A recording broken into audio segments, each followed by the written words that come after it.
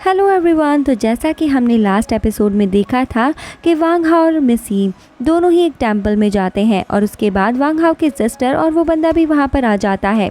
लेकिन दोस्तों, टेंपल में इन लोगों को देवता नहीं बल्कि दानव मिल जाते हैं। जी हाँ, कुछ ऐसा सा ही आप समझ लीजिए, क्योंकि यहाँ पर इनकी मुलाकात होती है कुछ डेविल से जो यहाँ इस टेंपल में बुद्धिस्ट मॉन्क की फॉर्म में घूम रहे होते हैं।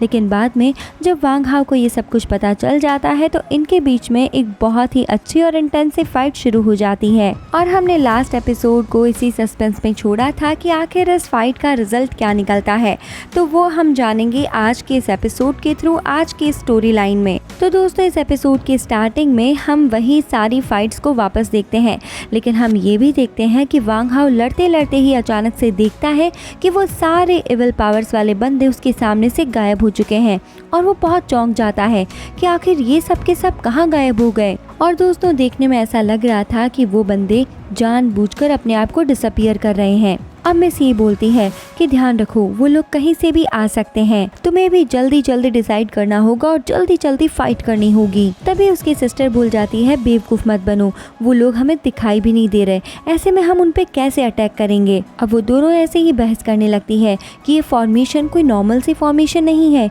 ये बहुत ही ज्यादा खतरनाक है। तभी वांग हाओ बोलता है कि इस फॉर्मेशन से ब्रेक थ्रू करना इतना आसान नहीं है जब तक उन्हें वो पर्सन नहीं मिल जाता जिसने इस फॉर्मेशन को क्रिएट किया है तब तक, और इसी वजह से वो इस फॉर्मेशन में फंसने के सिवाय कुछ कर भी नहीं सकता। अब यहाँ पर वांग हाओ पूछता है कि ये कैसी पावर है, जिसने भी इसे क्रिएट किया है प्लीज़ मुझे बता दो।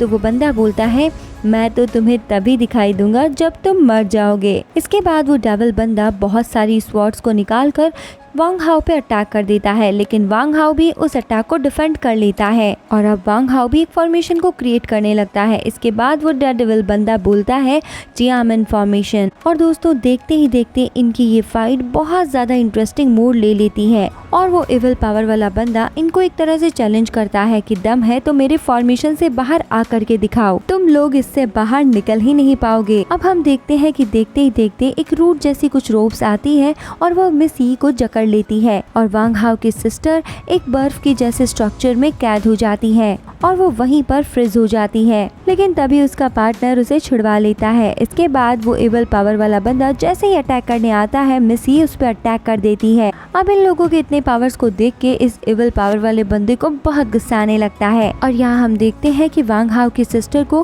कुछ इंजरीज होती है और वो बंदा जब बोलता है अब तुम्हारी सिस्टर सफर करेगी, और ये सुनकर वांग हाओ को काफी गुस्सा आता है और वो इविल पावर वाला बंदा चैलेंज करता है कि अब मेरा टारगेट होगा वांग हाओ, तो हमारे बीच में अब कोई नहीं आएगा। तो वांग हाओ भी उसकी बात को सुनकर कहता है कि चलो ठीक है, इस इविल बंदे में भी एक जेंटलमैन दिखाई तो दिया, ये लड़कियों को छोड़ रहा है। मिस यी, आप भी ध्यान रखना, आप भी बीच में नहीं आओगी, मैं इससे अकेले ही निपट लूंगा। और दोस्तों, इसके बाद हम देखते हैं कि वांग हाओ और उनके बीच में एक अच्छी सी फाइट शुरू हो जाती है, जिसके बाद जब वांग हाओ अपना अटैक्स करता है तो डेविल देख के चौंक जाता है कि ये तो array with in the array है और इसीलिए उसे भी मैजिक फॉर्मेशन का इस्तेमाल करना होगा ताकि वो ब्रेक थ्रू कर सके इस स्किल फॉर्मेशन से। अब दोस्तों, यहाँ पर इनकी इस इंटेंसिव फाइट को देखकर तो मुझे मेरी दिवाली याद आ जाती है और वो दिवाली वाले पटाखे।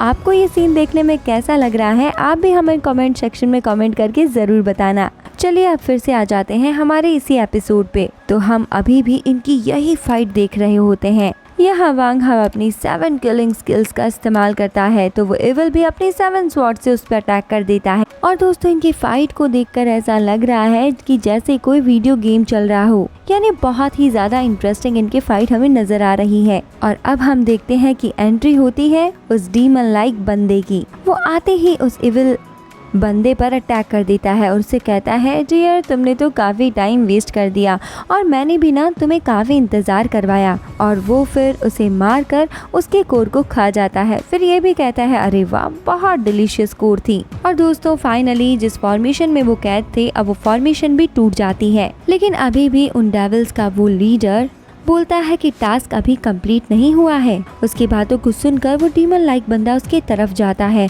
और कहता है, वांग हाओ तुम यहाँ से चले जाओ और याओ जियांग को भी बचाओ, इसे तो मैं संभाल लूंगा। तो याओ जियांग बोलता है कि तुम इसमें इंटरफेयर मत करो, हम दोनों संभाल लेंगे। अब याओ जियांग उससे बात करता है, तुम मेरी सिस्टर को छोड़ दो, तो वो डेविल बोलता है कि कौन सी तुम्हारी सिस्टर?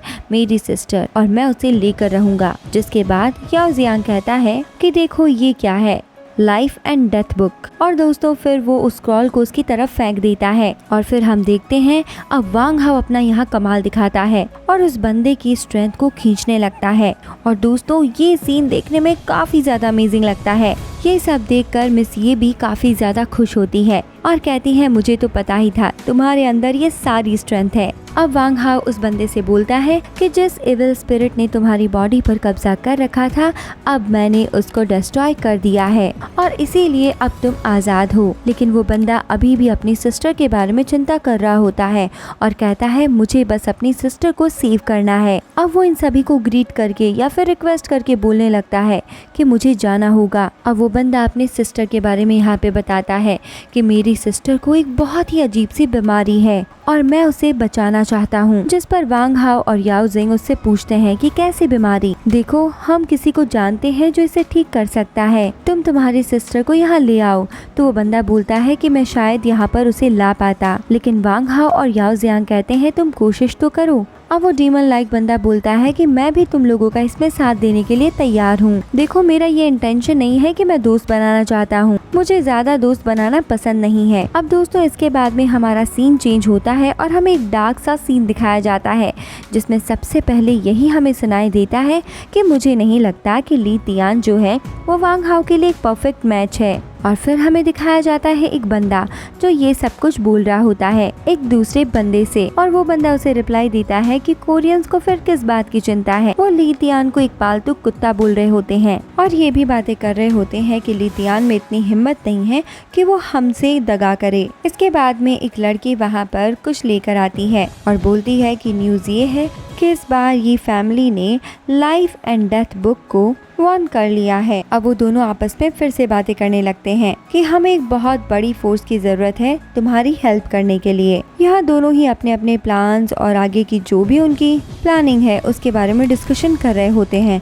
अब दोस्तों ये प्लानिंग क्या करने जा रहे हैं वो हमें पता चलेगा इसकी आगे की स्टोरी लाइन में। अभी तो हम बस इतना ही जान सकते हैं कि ये वांग हाओ और उसके साथियों को मारना चाहते हैं और ये पूरे डोंगशिन पवेलियन को डिस्ट्रॉय करना चाहते हैं और ये कैसे करेंगे वो प्लान तो हमें आगे ही पता चल पाएगा। अब हम देखते हैं कि दोनों अपना डिस्कशन कर रहे होते हैं तभी एक बंदा दौड़ता हुआ इनके पास आता है और चिल्लाता है लीडर लीडर और कहता है कि लीडर अब हमारे साथ कुछ भी अच्छा नहीं है, दुश्मन आ चुके हैं। तो वो दूसरा वाला बंदा उससे पूछता है क्या ये वांग हाओ और उसके साथी हैं? और फिर वो उससे कहता है कि चीफ नी मुझे लगता है आप बहुत ज़्यादा बिजी हैं, अब मैं आपको और डिस्टर्ब नहीं करूँगा। तो फिर वो उससे बोलता है कि ब्रदर हान आप ऐसा मत कहिए, हमारी मदद कीजिए। तो हान बोलता है कि देखो मुझसे मदद मांगना तुम्हें बहुत महंगा पड़ सकता है और इसीलिए ब्रदर नी अपना थोड़ा ध्यान रखना। और दोस्तों हम देखते हैं कि इतना कहने के बाद में हान वहाँ से चला जाता है। अब दोस्तों इस एपिसोड में तो इतना ही दिखाया गया है,